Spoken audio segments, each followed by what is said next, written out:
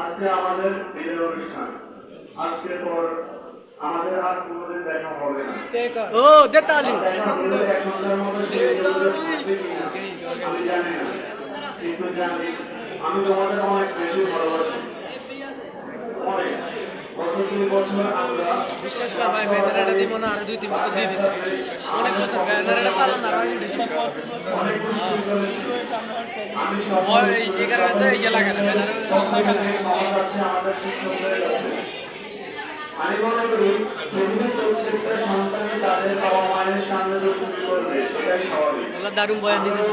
আসলে বাইরে কিছু ভাবেনি, তারপরেও হয়তো অনেক প্রতিবেশী আছে আমাদের, আমার সহপাঠী, আমার জুনিয়র ভাই বোনেরা, সবার কাছে আমি ক্ষমা চাচ্ছি যদি কখনো কোনোভাবেই আপনাদের সাথে খারাপ আচরণ কিংবা আপনাদের যদি মনে কোনো কষ্ট দিয়ে থাকি তাহলে দয়া করে আমাদেরকে ক্ষমা করে দেবেন। এবার আসলে আমি আমার নিজের শিক্ষা জীবন নিয়ে কিছু কথা বলি। আমি যখন পঞ্চম শ্রেণীর স্টুডেন্ট ছিলাম তখন আমাদের একটা বিদায় হয়েছে।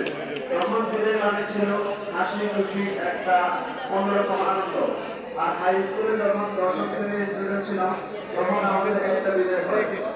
আমাদের স্কুলের প্রধান শিক্ষক একদিন শ্রেণীকে বলেছিলেন, স্কুল লাইফ যা আমাদের হতে পারবে না, কলেজ লাইফে এত হাসি খুশি আনন্দ করতে পারবে না।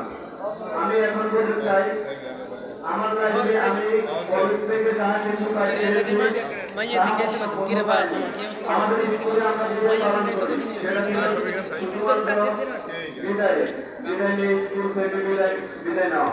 সত্যি কথা বলতে আমি আমার স্কুল লাইফে তেমন কোনো আনন্দ কিংবা হাসি খুশি জীবনযাপন করতে পারি নাই, যার কারণে সেই বিদায়টা ছিল আমার জন্য একটা সাধারণ বিদায়। এরপর যখন এসএসসি পাস করি তখন অনেক সিদ্ধান্ত হয় কলেজে ভর্তি হব। এরপর আমি আমার কয়েকজন আত্মীয়ের সাথে পরামর্শ করি, তারা আমাকে বলে আমাদের এই